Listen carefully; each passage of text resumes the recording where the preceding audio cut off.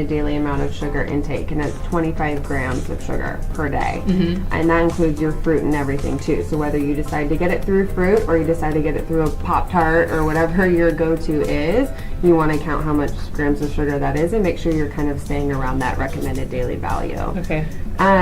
So what I'll tell my patients or people I've previously worked with is if you're going to have anything that's super heavy or carb loaded or sugar loaded,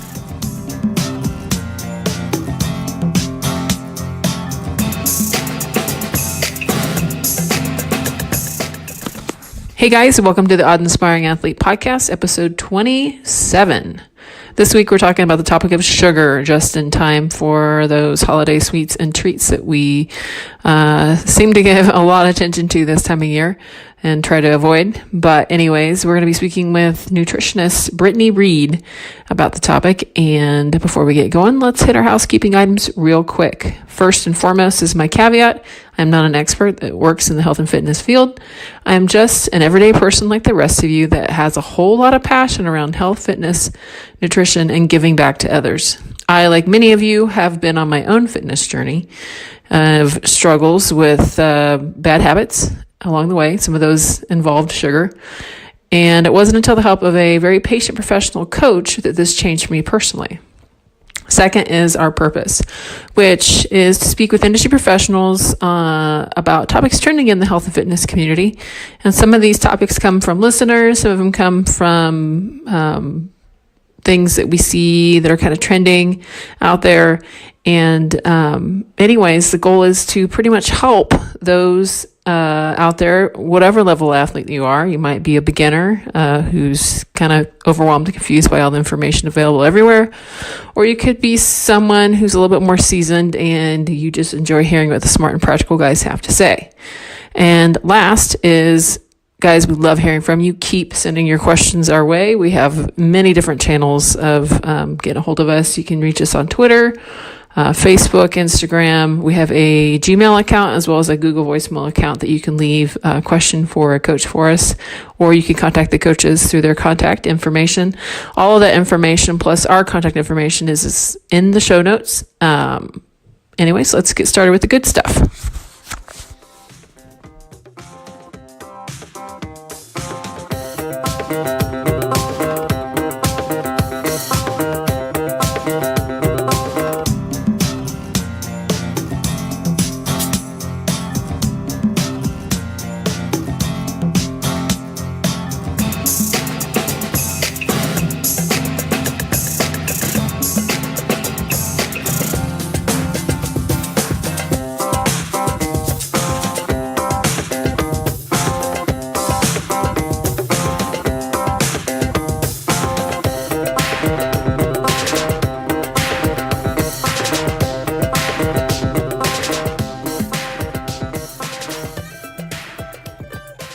Hey guys, this is Audrey with the Odd Inspiring Athlete Podcast. We are this week going to be talking about sugar overload and just in time for the holidays. So understanding the craving and how to combat it, understanding that we don't just struggle with it during the holidays, but we struggle with it all times of the year, at least myself included. And this week our guest is Britni Reed. Britni, before we get started, tell us a little bit about yourself, kind of your origin story, how you got where you are today, all that. hello, thank you for having me. So I am a health and fitness junkie. I grew up very active. I played college volleyball actually, and so I've always just been into sports and just, it kind of has been my lifestyle for a long time. So, when I was done playing college volleyball, I needed an outlet to still keep me active. And at the time, I had a friend who was into bodybuilding, so I kind of started getting into that realm of fitness. After I did some bodybuilding shows, I dabbled in powerlifting. So I've kind of done both ends of the spectrum there. So that's kind of what got me into just living in this healthy lifestyle. At that same time, I was working on my bachelor's degree, and my bachelor's degree is in nutrition dietetics, so it kind of goes hand in hand with all of that. I was personal training at the time too, but I'm also precision nutrition certified. Right now, currently I'm working at a medical private practice, so I'm a nutrition consultant for their weight loss program. So I love helping people lose weight, but I also love helping people just educate on nutrition, as well as just helping them change daily habits and improving their longevity for their life. I can hear a lot of passion in there for you and what you do, so I think that's pretty cool. Yeah, I think the first time I met you, this is kind of a funny story. You were working out with Nick, and I was giving Nick a hard time because I think that your squat was better than his or something like that. Probably. So that was a couple years ago, and here we are about 2 years later. Yeah, right? That's awesome. Okay, so, all right, so sugar. First, help us understand what sugar does to your body. Okay, so there are 61 different names for sugar when you're looking at a nutrition label. So it can be very deceiving. Lots of different things are hidden within there. So for starters, some of the main forms of sugar are going to be glucose, fructose, sucrose, which is table sugar, and then maltose, which is going to be found in grains, and then you've got galactose and lactose, which are found in dairy products. So these are all found naturally. There's going to be glucose in vegetables as well as many additives in foods. So each are metabolized different in the body. All sugars are carbohydrates, but different types of sugars are going to be broken down differently in the body. So sugars are digested a lot easier than starches and fiber. That breakdown is going to be a lot more complex in the body. So sugars and carbs are the main drivers of insulin release. Insulin's job is to help store nutrients, including fat. Sugar in the body tricks your metabolism by turning off the body's appetite control system. Insulin is then not released and fails to suppress ghrelin, which is a hunger hormone, which then fails to stimulate leptin, which is the satiety hormone. This is what's going to cause you to eat more and develop that insulin resistance. Gotcha. Okay, so like fructose, that's what you're going to find in like that's mostly in your fruit and vegetables, right?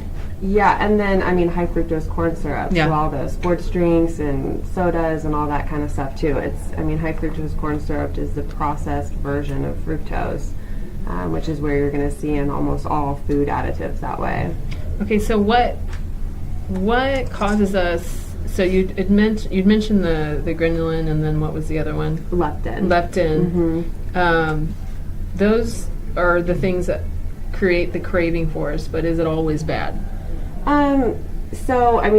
Sugar is addictive, right? I'm sure everybody's heard that a time or two.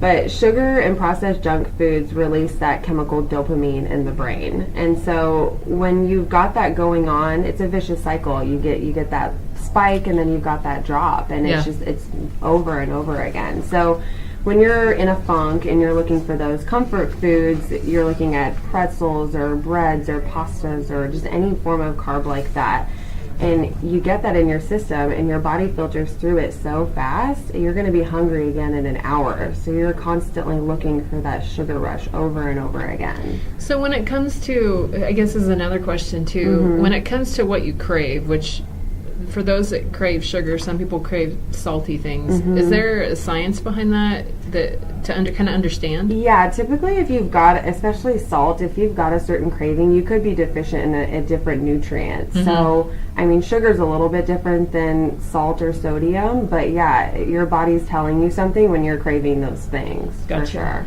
Yeah. So it's just like an internal bat signal saying you might need to eat something, but like if it's a sweet thing, it might be more carbohydrate based versus, right? Like sugar might be what you go to, but for sure, like when you get hangry, it's your body saying, "Hey, my glucose has dropped really low. You need to go eat something." But when you get to that hangry point, it's like you're going to grab the Snickers bar on the desk because it's right there because you're so hungry, and that's what's going to spike that insulin and kind of go through that vicious cycle again. Or you're shopping and you're hungry, which is always bad. And you get the pretzel, Aunt's pretzels at the mall. Same thing. Yep, exactly. Okay, so as it relates to weight loss or maintenance goals, how can sugar impede that goal or help the process?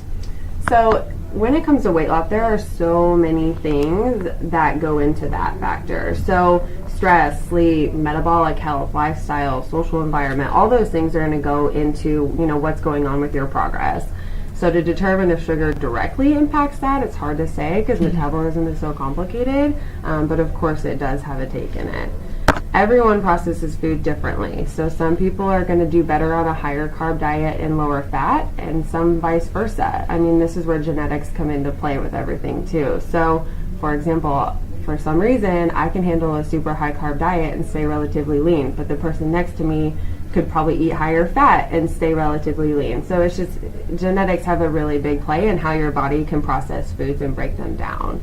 And what's going on in your gut. You know, gut health is a big rave right now because there's a lot of science coming out on it, and everybody's got different gut bacteria going on, so that's going to determine how your body breaks down the food too. So I guess to round out that question, it's hard to say if sugar directly is going to impact weight loss or not, but obviously the calories that you're intaking will impact you. It'll depend on the individual. Yes, absolutely. Yep. So do you guys because you work with people on weight loss, do you guys typically do testing with somebody to kind of see where their balance is at, or do you kind of just do a trial and error method with them to see what works and what doesn't? Yeah, so we have kind of a set program, but obviously we'll alter it per person depending on their lifestyle habits and maybe foods that they like in particular.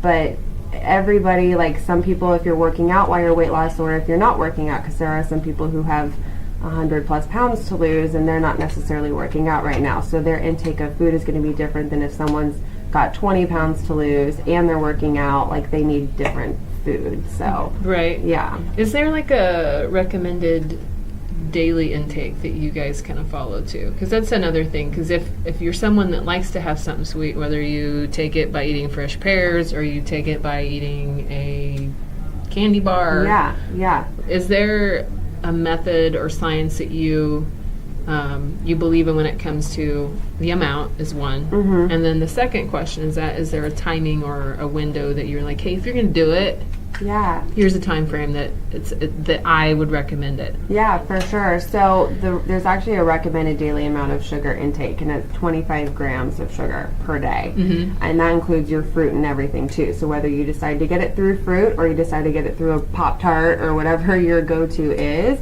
you want to count how much grams of sugar that is and make sure you're kind of staying around that recommended daily value. Okay.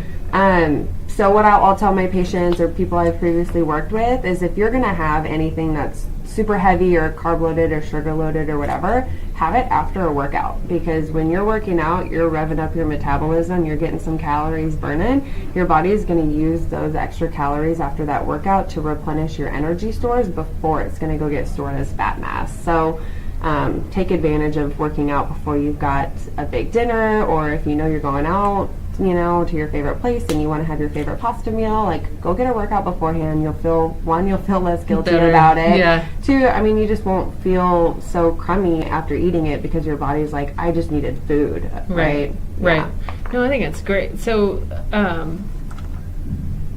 next part of the podcast is the true false section. So how this works is I'll ask you a question and then you get to flip it on me and ask me a question. There's no guarantee that I'll get it right. I've gotten more than a few wrong. That's all right. So true or false, sugar can alter the way your brain works, or essentially the chemistry of your brain. Why or why not? That is absolutely true. So, I mean, this is definitely one of the major side effects of intaking a lot of sugar. All the cells in our body use glucose for energy. So even if you are on a strict keto diet, you're still getting glucose somewhere in your diet, like I said, through vegetables or dairy products or something like that.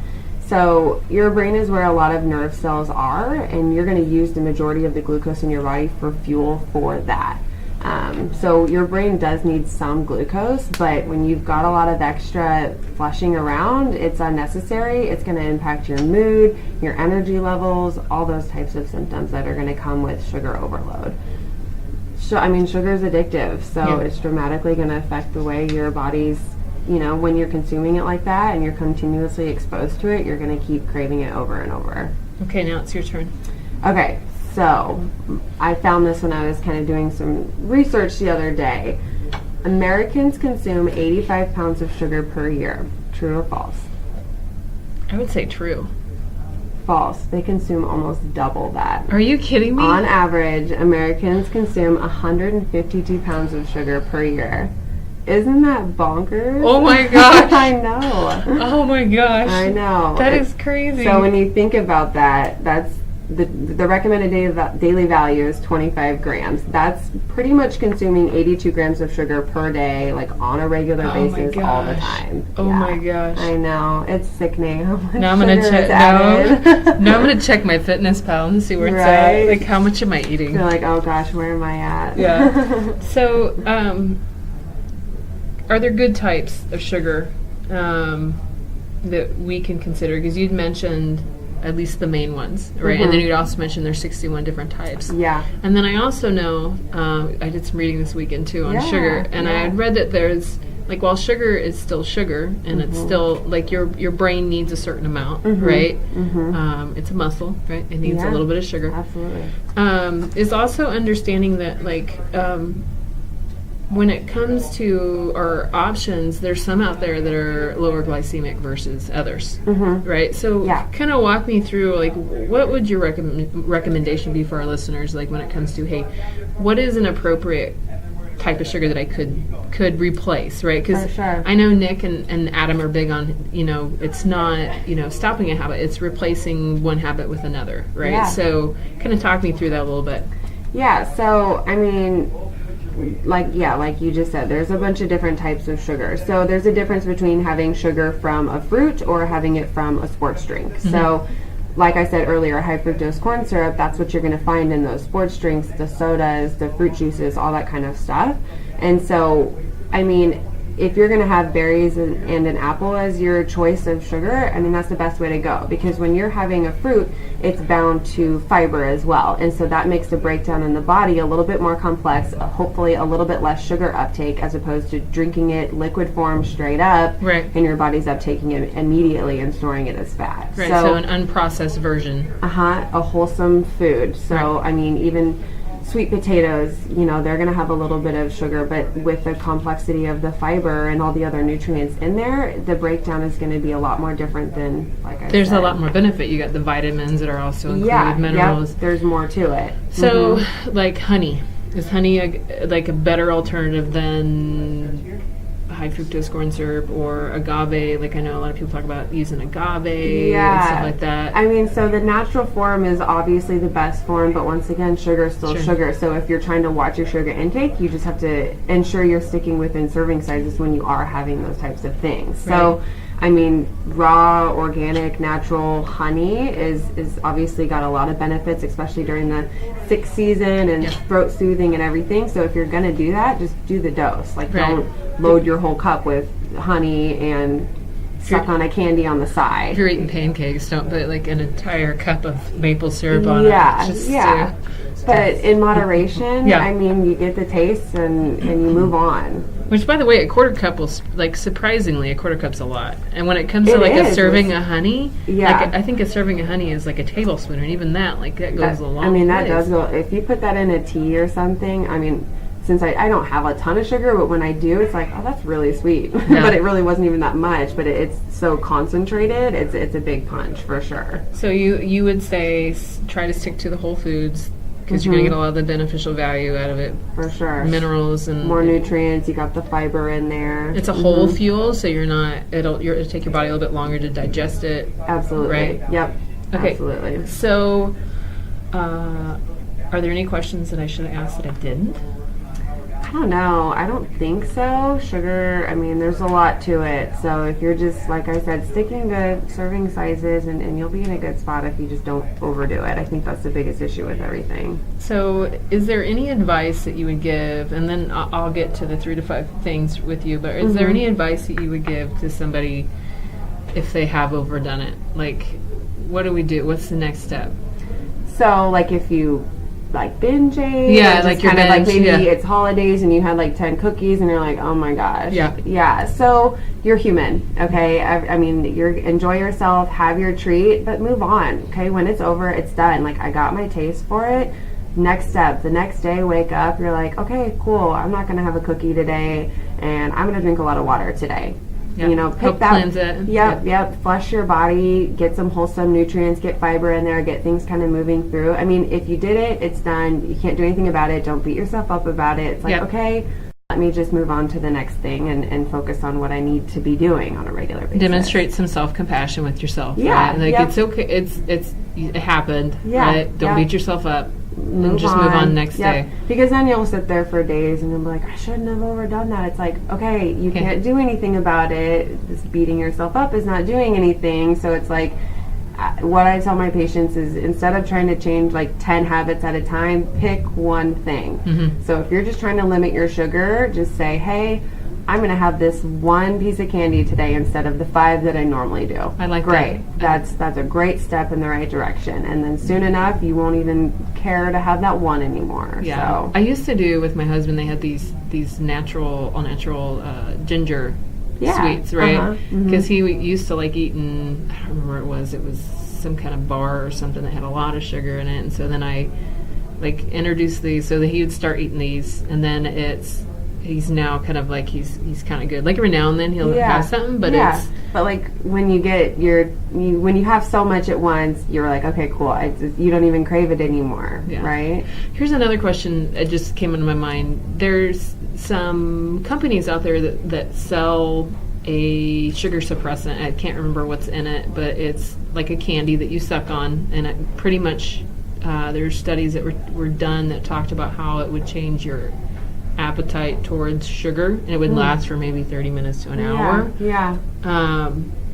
What are your thoughts about that? Do you guys? I haven't really seen that, I guess. It must be new and up and coming or something. But I guess it kind of goes back to, like, if you really want the sugar, have your diet soda, get that fixed. It's going to stop you from binge eating on a bunch of other stuff throughout the rest of the day. If you're just like, okay, I just have that one and that's my thing and I'm going to do that. Okay, do that if that's what you need to do to stay sane. Yeah. But I mean, the longer you stay away from sugar, the less you crave it. So the less you have it flowing through your body, the less your body is going to sit there and be like, I need sugar, I need that spike, I need that dopamine release. Yeah. I think it's pretty cool that you talk about the dopamine perspective too, because it's how it affects that brain chemistry, what's going on in your brain.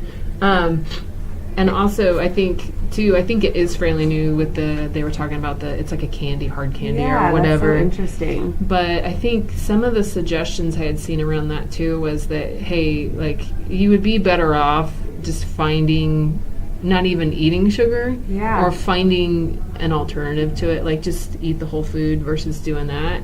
Because at the end, like, there's still some source of sugar in there. It's a sweet thing, but for sure, it's probably just a concentrated drop of something that gives you your fix for whatever it is that you're looking for. So if you can find that through anything else, I mean, okay, if you have to have your apple every day because it's a little sweet and a little crunchy and it gives you that kind of, I had a little something. Yeah. Okay, cool. Mine's oatmeal. Like I do the fresh berries and the pears in my oatmeal every morning, and that's like warm and comforting, but then you've got that sweet bite too. Especially during the winter, it's so good. And I used to struggle so much because I used to always want to have, like, put some kind of sweet something like brown sugar in it or something like that. And then it just took me like really only a couple weeks to get used to doing that, and I've been doing that for over a year and a half now. With the berries steel cut oats. That still gives you that little punch of sweetness when you're eating it. And it's like got 18 grams of fiber in that. Like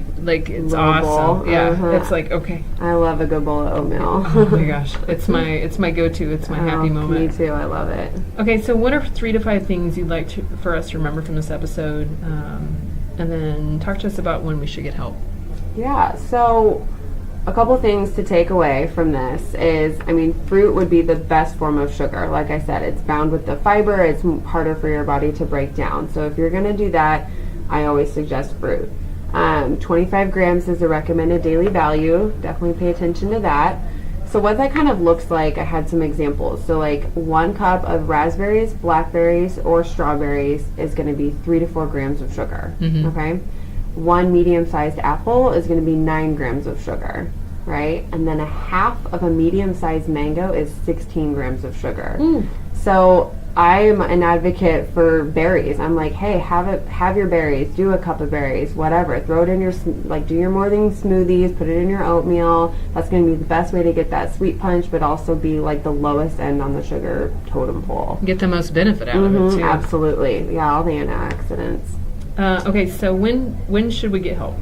So if you really don't know, like, even where to start when you're trying to change your diet or work on, how much sugar you're intaking, get help. I mean, there's so much information out there. Maybe start on your own, looking online a little bit. There's so many good resources out there that you can find. But if that's just not enough, or you need some accountability from somebody, I think that's when you need to look at someone else. If it's a friend, if it's a professional, somebody there to keep you accountable, like to check in, hey, how are you doing on this goal, or whatever it is you're looking to do. I think everybody needs help in something. So, okay, so what are some excellent resources you use? So I like to get a lot of my resources from like online stuff, just because of the world today. So I follow a lot of functional medicine doctors over conventional doctors, and a lot of them have just really great online resources. If I'm looking at a specific topic, I'll maybe even pull up PubMed, because you can see tons of different research articles on a specific thing there.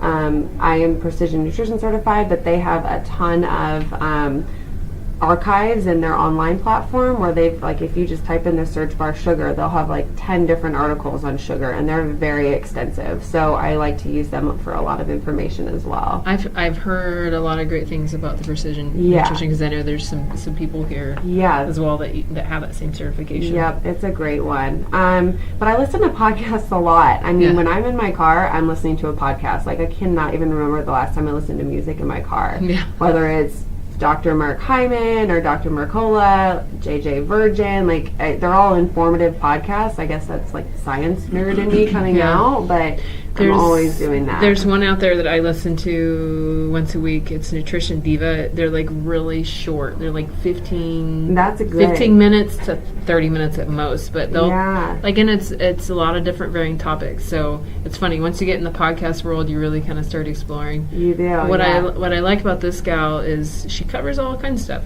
Yeah. And it's like from, getting down and dirty with farmers, like organic farmers, and understanding how things are done, that's to so cool. Talking about sugar and stuff like that. So I think that's a pretty good one too. I really like that. Yeah, podcasts are great. So what's coming up for you? What's going on with you?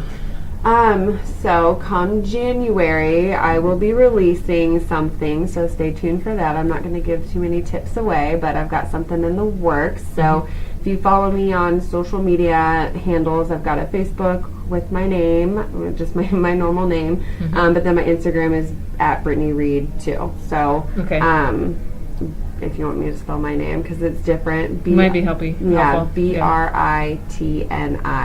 BRITNIREED. So I'll be announcing that once things kind of keep up and running, but I'm very excited for this. So. And you've started pushing out content already, like, because I follow you. Yeah, my Instagram, I like to post just informative things, things that I'm doing on a daily basis, or meals that I'm cooking. I enjoy cooking, and so I mean, simple meals. Like, we all work, we're all busy. It's like, here, I've got this. It took me 30 minutes. Try it out. It's great. Yeah, so it's just nice to have some different ideas and try to mix it up. So okay, well, thank you, Britni. Yeah, I appreciate having you here. It was a lot of fun. This is a good one. Thank you.